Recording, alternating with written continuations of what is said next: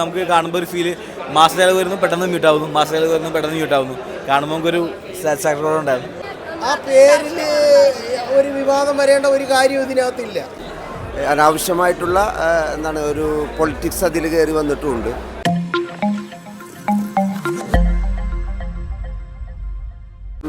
Average കുഴപ്പമില്ല, തിരക്കടില്ല. ഒരു നിയമത്തിൻ്റെ ഒരു ഇത് പഴുതുകളുണ്ട് അതിൽ. അതോടൊപ്പം തന്നെ അനാവശ്യമായിട്ടുള്ള എന്താണ് ഒരു പൊളിറ്റിക്സ് അതിൽ കയറി വന്നിട്ടുമുണ്ട്. മറ്റുള്ള കുഴപ്പമൊന്നുമില്ല. അത്യാവശ്യം പ്രകടനം കുഴപ്പമൊന്നുമില്ല, തിരക്കടില്ല. എന്നാലും കുറച്ചും കൂടി അനാവശ്യമായ പൊളിറ്റിക്സ് ഇടയ്ക്കിടയ്ക്ക് കയറി വരുന്നുണ്ട് എന്നുള്ളത് മാത്രമേ ഉള്ളൂ. മറ്റുള്ള കുഴപ്പമൊന്നുമില്ല. ഇൻവെസ്റ്റിഗേഷനൊക്കെ അടിപൊളിയാണ്. നല്ലൊരു ചിത്രം തന്നെയാണ്. കാരണം JSK ആ പേരിൽ കുറച്ച് വിവാദമായിട്ടുള്ളൊരു ചിത്രമാണെങ്കിലും നല്ലൊരു ചിത്രം. കാരണം ഇതിൽ കാണിക്കുന്ന നിയമപരമായിട്ടുള്ള കാര്യങ്ങളൊക്കെ ഇവരൊരുപാട് അന്വേഷിച്ചിട്ട് ആ നിഗമനത്തിൽ എടുത്ത ഈ സിനിമ നല്ലൊരു സിനിമയാണ്. JSK സൂപ്പറാണ്, നല്ലൊരു സിനിമയാണ്. പിന്നെ സുരേഷ് ഗോപിയുടെ ഒരു തിരിച്ചുവരവ്, ഡയലോഗ് പ്രസൻറ്റേഷൻ അടിപൊളി, ആക്ഷൻ രംഗങ്ങളും പിന്നെ ഗാനങ്ങളാണെങ്കിലും എല്ലാം സൂപ്പറായിട്ടുണ്ട്. നല്ലൊരു സിനിമ. സുരേഷ് ഗോപി അത് പറയാൻ വേണ്ടി വിട്ടുപോയി. ഏതായാലും അച്ഛനും മോനും തമ്മിലുള്ള രംഗങ്ങളൊക്കെ അടിപൊളിയായിട്ടുണ്ട്. ഏതായാലും മകൻ നല്ലൊരു മികച്ചൊരു അഭിനേതാവ് തന്നെയാണ്. കാരണം അത്രയ്ക്കും അച്ഛനും മോനും അച്ഛൻ്റെ മുമ്പിൽ അഭിനയിക്കാൻ പറ്റിയ തന്നെ ആ മകൻ്റെ ഭാഗ്യം തന്നെയാണ്. ഏതായാലും നല്ലൊരു ചിത്രം തന്നെയാണ്. എനിക്ക് ഇഷ്ടപ്പെട്ടു. സുരേഷ് സാറിൻ്റെ പെർഫോമൻസ് എന്ന് പറഞ്ഞു കഴിഞ്ഞാൽ അങ്ങേരുടെ ഒത്തിരി പടങ്ങൾ ഞാൻ നേരത്തെ മുതൽ കാണാറുണ്ട്. അതെല്ലാം ക്ലിയർ ആയിരുന്നു. പുള്ളിയുടെ എല്ലാം ഒരു പ്രത്യേക ടൈപ്പാണല്ലോ. അത് എനിക്കിഷ്ടമുള്ളതാണ്. ഞാൻ ഇഷ്ടപ്പെട്ട ഒരു കഥാപാത്രമാണ് പുള്ളിയുടെ കഥാപാത്രങ്ങളെല്ലാം. പുള്ളിക്കാരൻ്റെ മകൻ്റെ പെർഫോമൻസ് ഒക്കെ ഇഷ്ടപ്പെട്ടു. പിന്നെ വരാനുണ്ട്. ഇതിപ്പോൾ ടൈറ്റിലായിട്ട് ഒരു ബന്ധം. കാരണം എന്ന് വെച്ചാൽ സിനിമ കറക്റ്റ് ആപ്റ്റായിട്ടുള്ള ടൈറ്റിൽ തന്നെയാണ്. കാരണം നമുക്ക് സിനിമ കാണുമ്പോൾ തന്നെ നമുക്ക് മനസ്സിലാവും. കാരണം ആ ടൈറ്റിൽ എങ്ങനെയാണ് സിനിമയിലോട്ട് വന്നതെന്ന് മനസ്സിലാവും.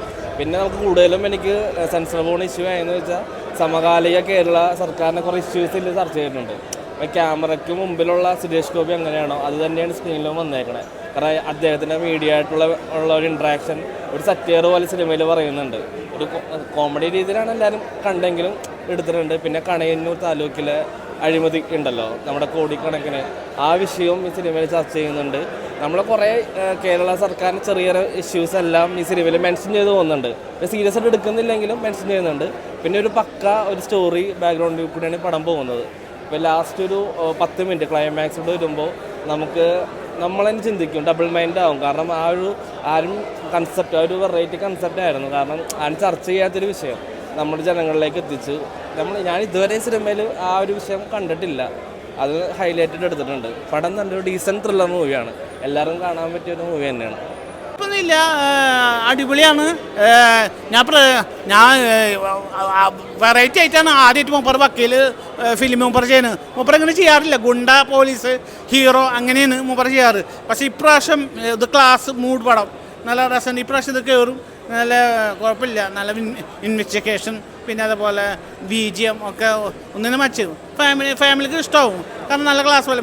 പിന്നെ മൂപ്പർ വെറൈറ്റിയാണ് ഇപ്പോൾ വക്കീൽ ആയിട്ട് ചെയ്തിരിക്കുന്നത്. നല്ലതും ഞാൻ പറയാൻ നിങ്ങൾക്ക് അറിയാമല്ലോ, എത്ര ഫിലിമിൽ പോലീസായിട്ട് മൂപ്പർ, ഇതൊരു വക്കീലായിട്ട് കസറിയുണ്ട്.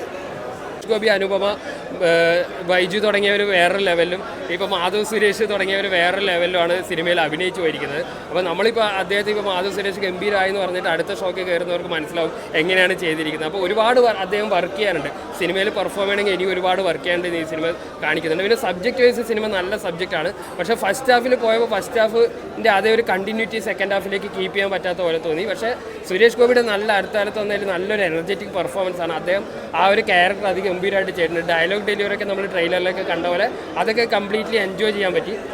മൊത്തത്തിൽ നോക്കിയാൽ ഒരു ആവറേജ് അനുഭവമായിട്ടാണ് സിനിമ വന്നിരിക്കുന്നത്. പടം കുഴപ്പമില്ല, ഒരു ആവറേജ് മൂഡാക്കി ഫീൽ ചെയ്ത്. സുരേഷ് ഗോപിയുടെ ആക്ടിങ് നൈസ് ആയിരുന്നു. പുള്ളിയുടെ ആ ഒരു സ്വാഗ്, ആക്ഷൻ സീക്വൻസ് ഉണ്ടായിരുന്നു. പിന്നെ ഈ പറഞ്ഞ പോലെ നമ്മുടെ ഡയലോഗ് ഡെലിവറി കോടതിയിൽ അത്യാവശ്യം മസാലസ് ഒക്കെ ഉണ്ടായിരുന്നു. ഓവറോൾ ഒരു നല്ലൊരു ആവറേജ് മൂവി. കുഴപ്പമുണ്ടായില്ല.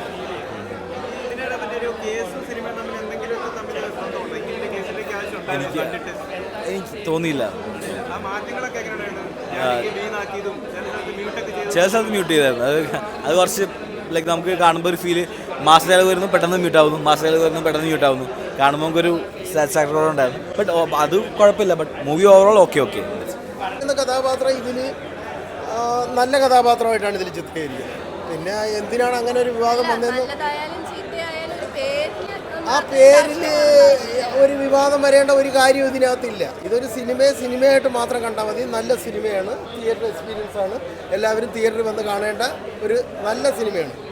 സത്യത്തിൽ ഇതൊക്കെ വിജയിക്കേണ്ട സിനിമയാണ്. കാരണം സ്ഥിരം പ്രമേയം അല്ല, സ്ഥിരം എല്ലാവരും പറയാൻ ആഗ്രഹിക്കുന്ന പ്രമേയം അല്ല.